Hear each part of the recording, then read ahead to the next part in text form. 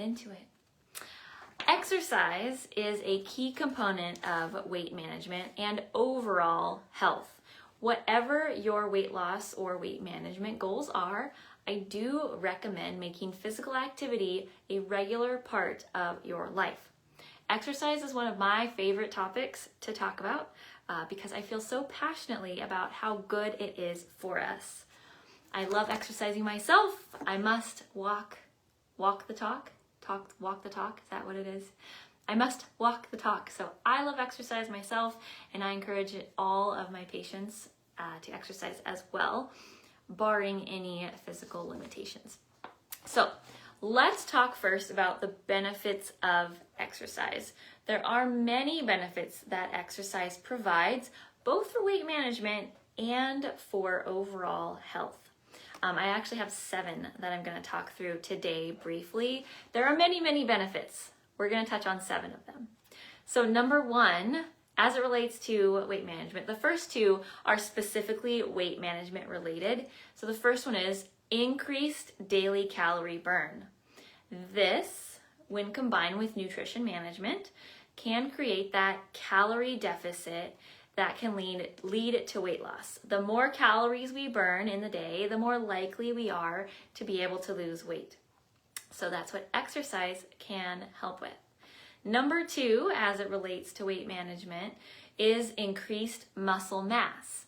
Muscle tissue is metabolically active, meaning that it burns calories all day long. Our muscles are always burning calories, not just when we're exercising. Contrast to that, our fat does not burn calories all day long in the same way that muscles do. So the more calories you burn, like I said, the easier it is to reach your weight goals. The more muscle you have, the more calories you're burning all day long without even trying. So the more calories total you can burn. All right. Number 3, I guess the first 3 points relate to weight loss and weight management. So number 3 is weight maintenance. Once you've achieved your goal weight with weight loss, exercise can assist you in being able to maintain that weight long term. Keeping exercise as part of your daily lifestyle, your weekly lifestyle, helps with weight maintenance for the rest of your life, as long as you keep doing exercise. Number 4, now we're getting into more of the overall health benefits of exercise, which still can relate to weight management, okay? Decreased risk of cardiovascular diseases and other chronic diseases. This is point number 4. I kind of squished them all into one. Decreased risk of cardiovascular disease as well as other chronic diseases. So exercise, especially aerobic or cardio, as some people call it, that aerobic or cardio exercise, that especially helps keep our heart muscles healthy.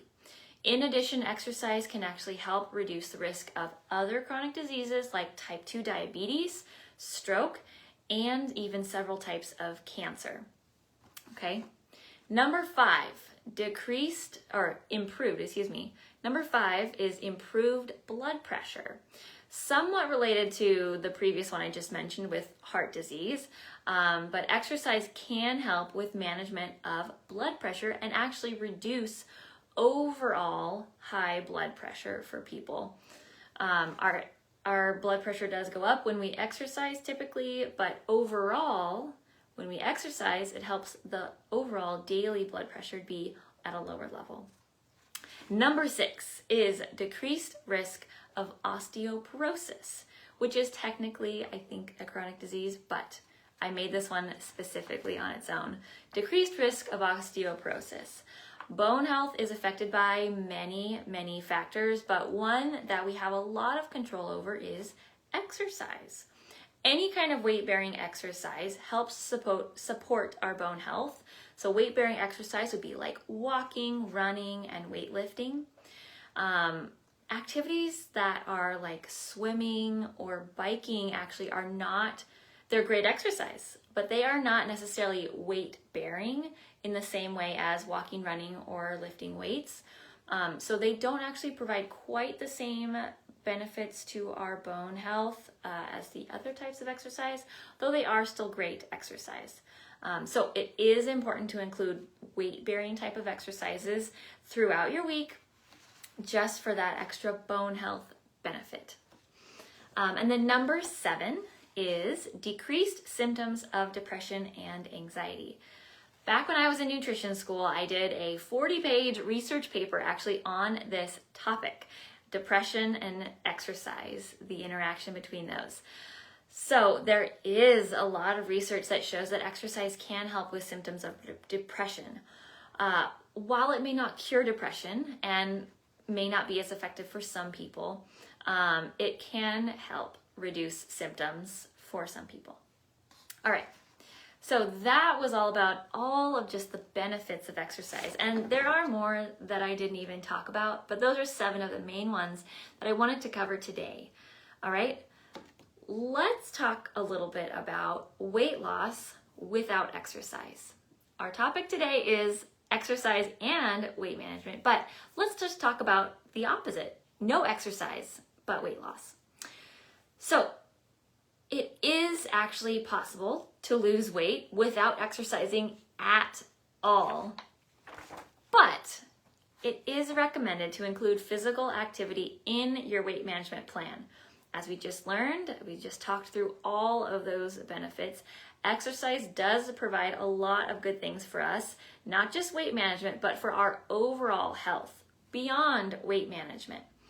Additionally, if you're not exercising while losing weight, you are much higher risk of losing muscle mass and bone density along with your total weight, okay? If you're not exercising, you will almost guaranteed to lose muscle mass as you lose weight, which is not something that we want to do. The more muscle, as we learned, the more muscle, the more calories we're burning all day long. Also, muscle helps us stay functional long into our years as we age. So we want to keep all that muscle we have. It's hard to build muscle, so we want to keep it. So yes, it is possible to lose weight without exercise at all, with just nutrition, controlling the nutrition part of things. But I don't recommend that method unless you are fully limited physically and absolutely are unable to tolerate exercise at all. Otherwise, I recommend that exercise is part of, if not your daily, almost daily routine.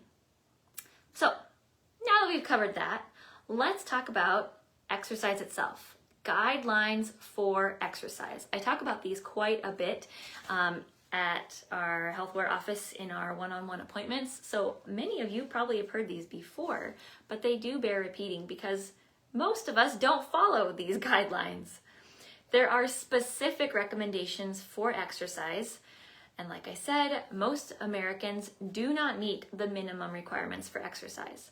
According to the Physical Activity Guidelines for Americans, which is put out by the U.S. Department of Health and Human Services, they just put them out, the second edition of this, the most recent one, I think just went out within the last 2 years, I want to say, 1 to 2 years, so decently up to date.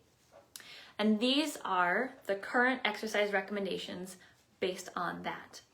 For aerobic cardio activity, 150 to 300 minutes per week of moderate intensity aerobic activity. That's part 1. And then part 2 is strength training, 2 days or more per week of muscle strengthening activities. Those are the 2 guidelines. Most Americans do not meet those guidelines. If you do meet those guidelines, you are way more likely to have good results when you come in for your annual wellness screening with us at the HealthWare office. But again, most people don't meet those, and so we do have issues like diabetes, high cholesterol, heart disease, all of those things. Let's now talk a little bit more in detail about each one of those guidelines. So we're going to start with the aerobic exercise part.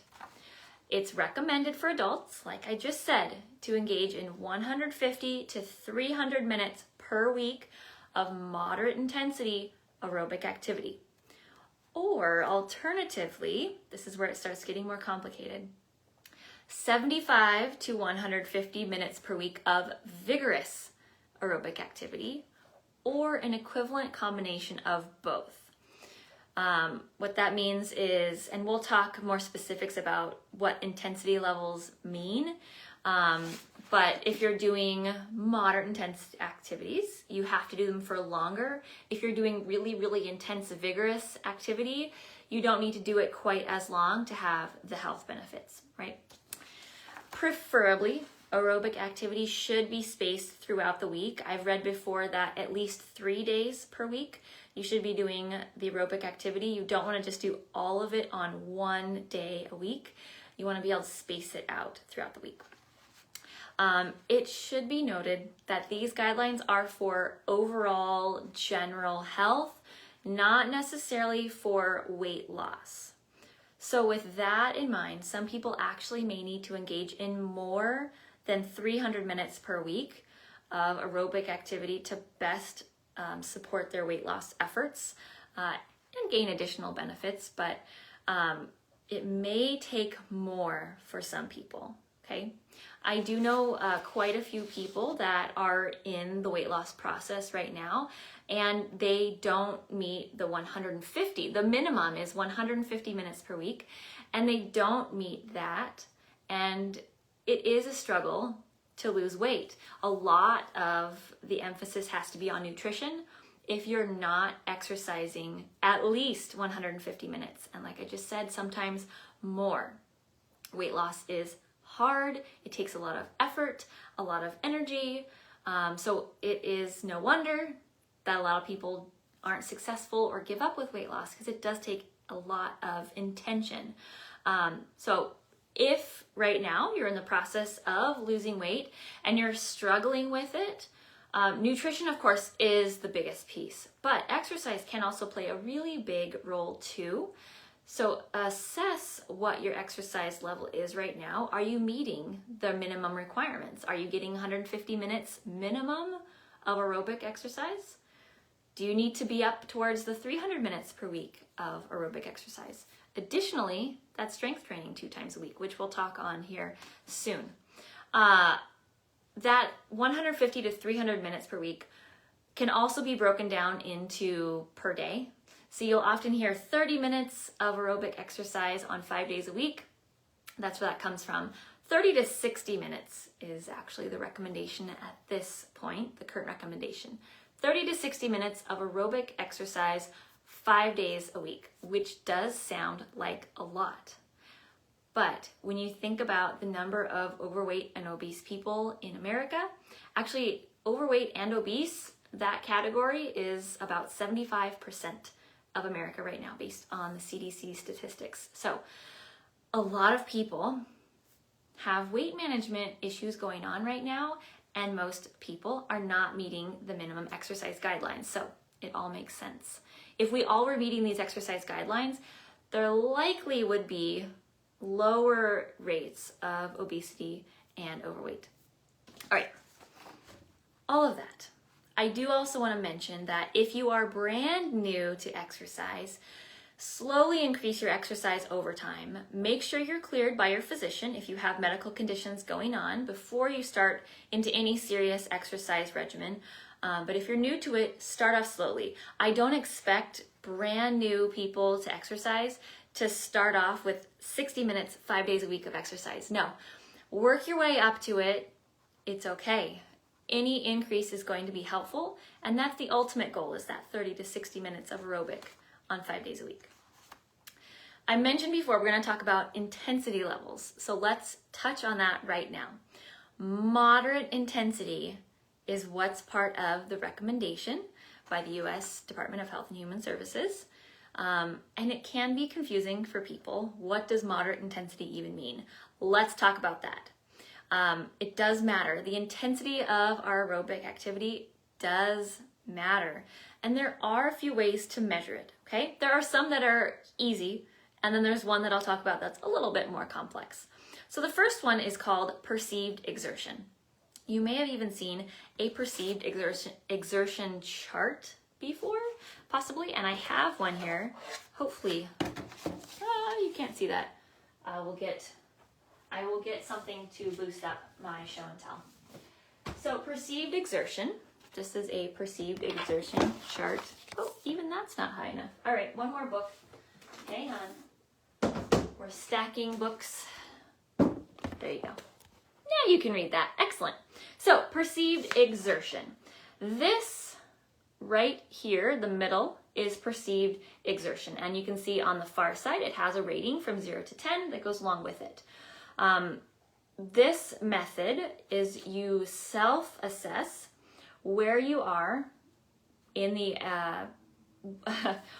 your effort that you're doing with your exercise. So if you feel that your perceived exertion is on a scale from 0 to 10, if you're at a 3, you would be working out in that light realm. So we want to aim for a 5 to 6. Say, if I were to rate my ability to exercise on a scale from 0 to 10, I should stand over here. On a scale from 0 to 10, you want to feel like you're working at a 5 or a 6. There would still be room to work harder if you needed to or wanted to, but at that 5 to 6 range, that would be moderate for you. And it's going to be different for everybody.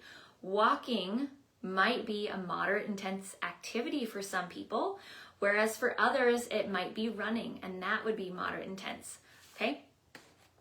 The aim is also to be able to maintain that level of exertion for the entire time you're doing your aerobic activity. So if you get into that, if you think, oh, I can do this for 5 minutes, that might be a little bit too intense to be moderate intensity. But as long as you can maintain cardio activity for that 30 to 60 minutes, it's all right. So in general, the problem actually is that people don't work hard enough. So for most people, a walk, a stroll through the neighborhood isn't going to get them up into that moderate intensity level. If you're walking up hills or hiking or power walking, that would get you up into that level possibly.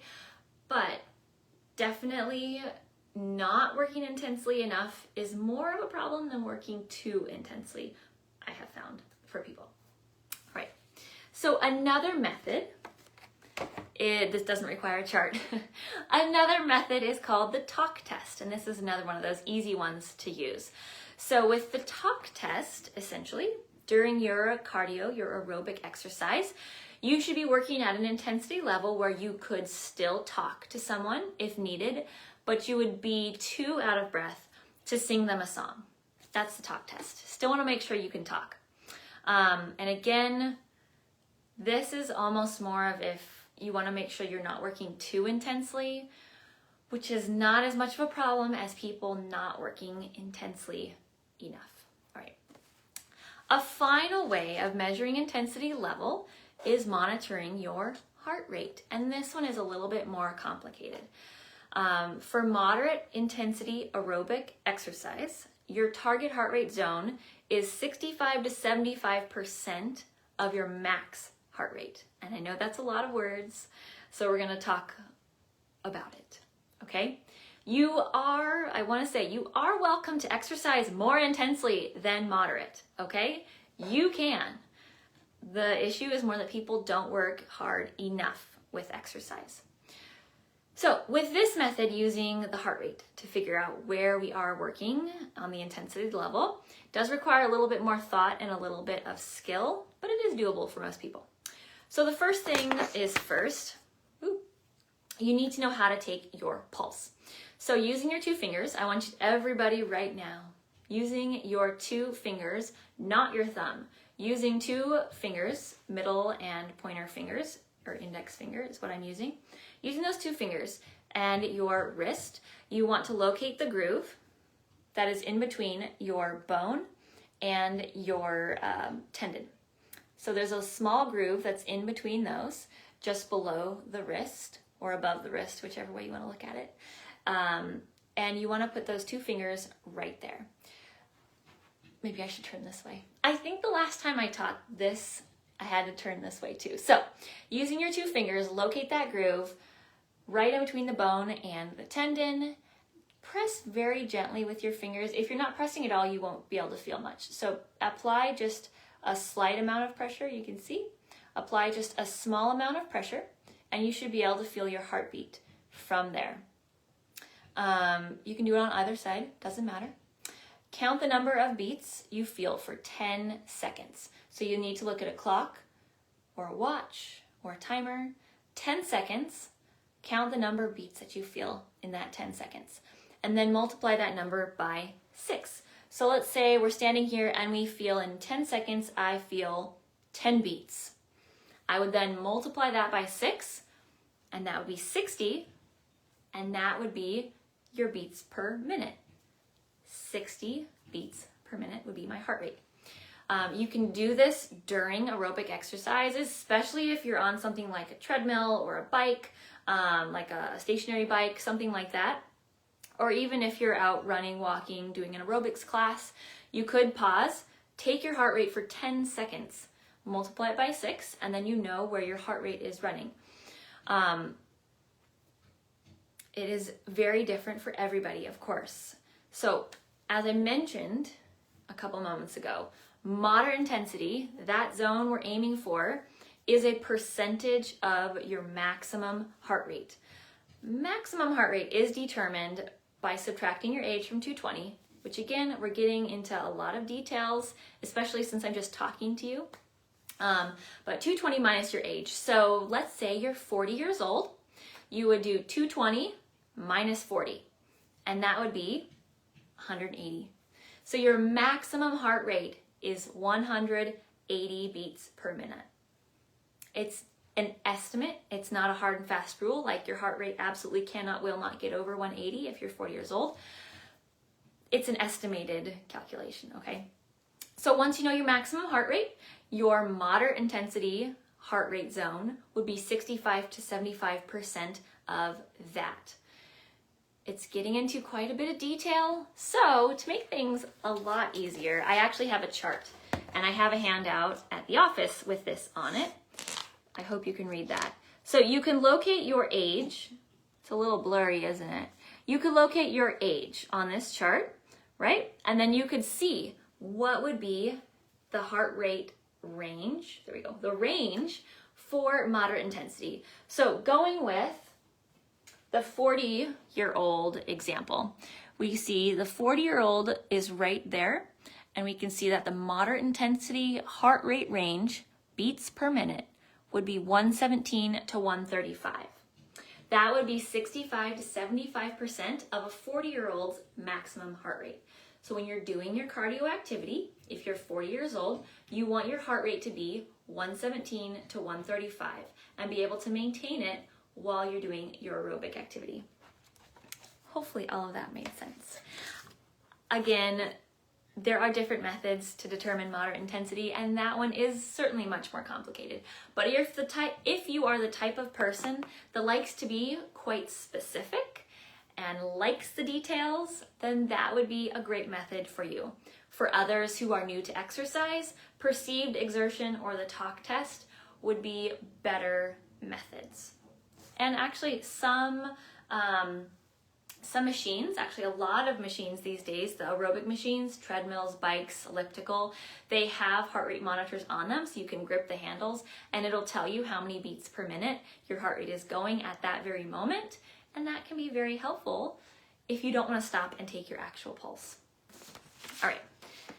I also wanted to flip back to that first chart we looked at.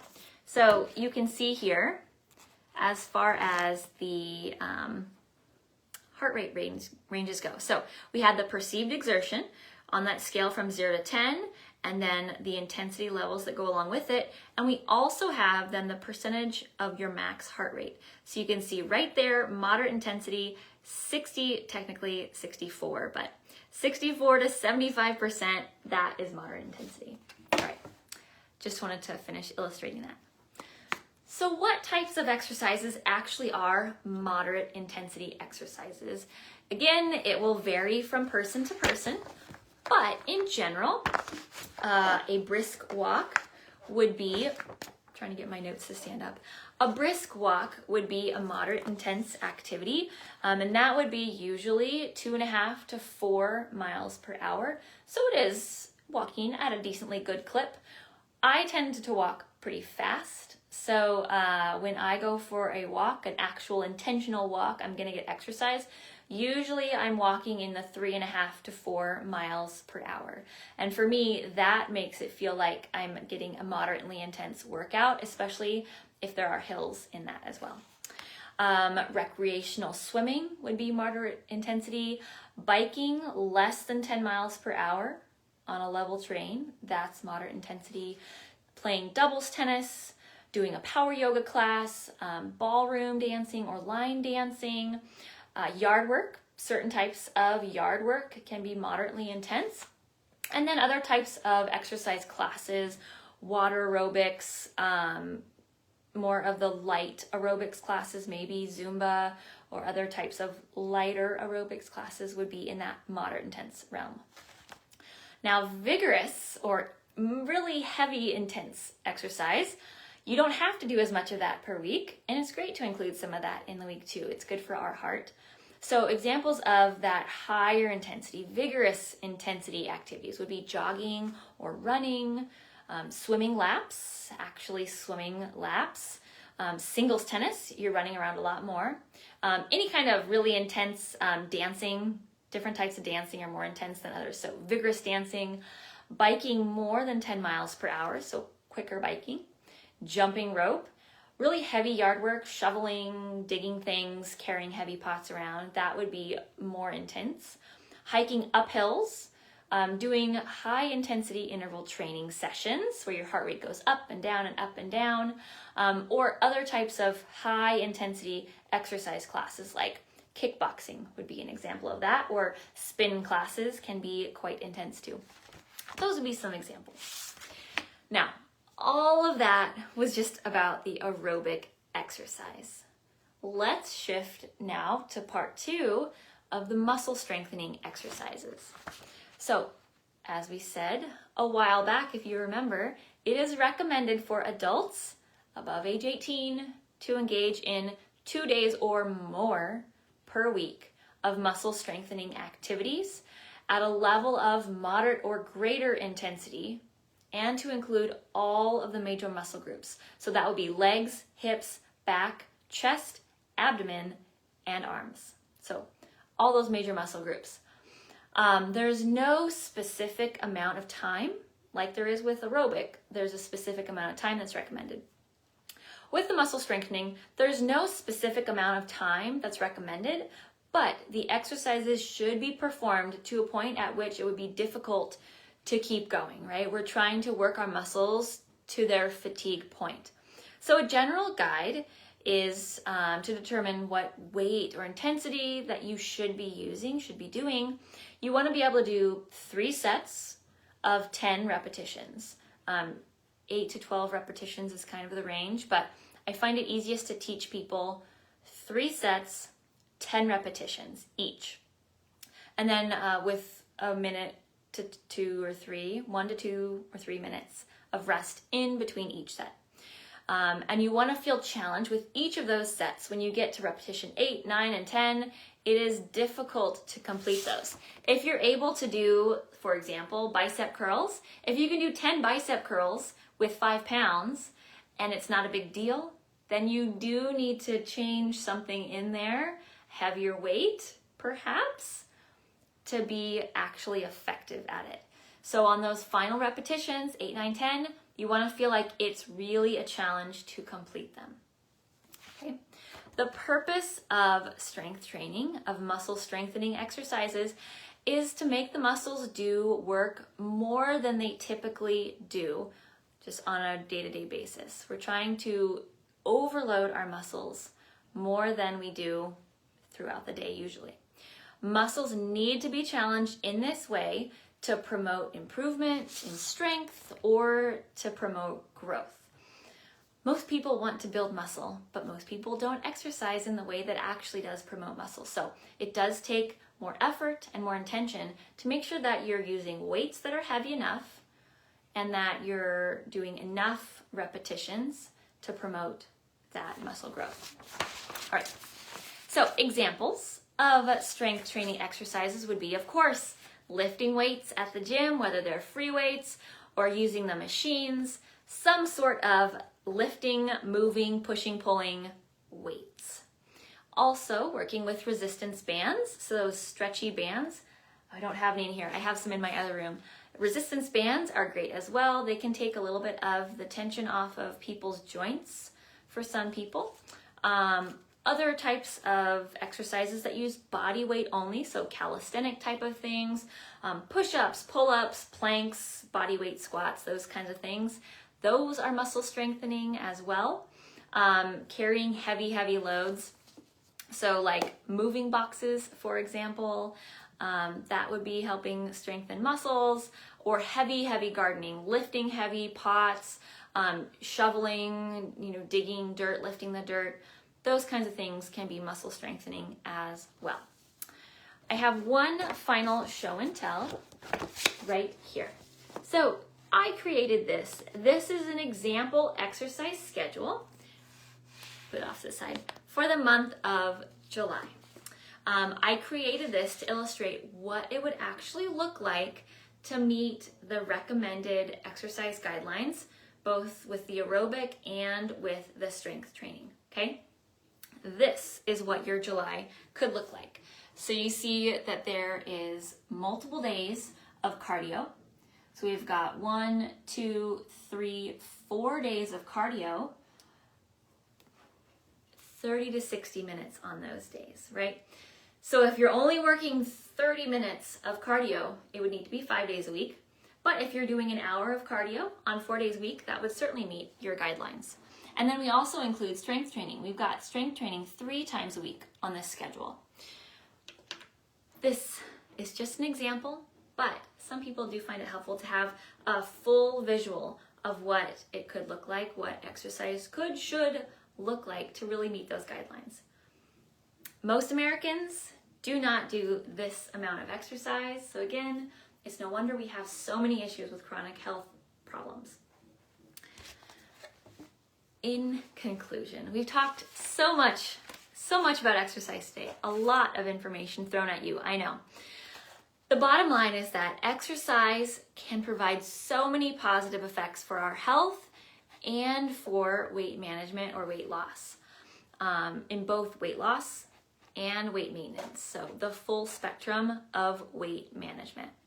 If you're brand new to exercise, start slowly, work your way up to those guidelines. Don't put the pressure on yourself to try to meet those guidelines right off the bat if you're brand new to exercise. Work your way up to it. Ultimately, aim for at least 30 to 60 minutes on 5 days a week of that aerobic exercise, and 2 days a week minimum, you could do more, 2 days a week of muscle strengthening activities. If you need more guidance with the strength training portion specifically, I have taught a ton of classes here online in the last year. All those videos are saved here on Facebook and over on our YouTube channel. You can go check those out. Those might give you a little bit of a start into strength training. Strength training tends to be the one part of exercise that's a little bit more hard for people to really get a handle on. The aerobic part of stuff is much easier. It's easy to go for a walk, a run, a bike ride, but strength training is a little bit more challenging for people to really understand and learn. So I have that class that is taught, tons of videos for you to go watch.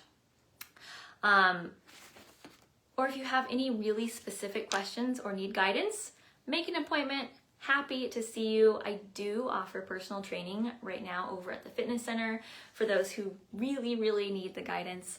So that is available to you as well. It does cost a fee over at the fitness center, but it's available to you. If you have any questions about exercise, like I said, I love talking about it. Write a comment in the comment section, send me an email. I will tell you anything and everything you want or need to know about exercise. So, thank you all for joining. Again, this was a ton of information thrown at you today, but hopefully you at least learned a little bit of something in there and you feel motivated to increase your exercise. Oh, hi Claudia, thanks for watching. I will see you all next time. Next week, we have a special class doing a cooking basics class. So stay tuned for that. Come back next Wednesday, 11 for that class. Until next week, everyone, bye.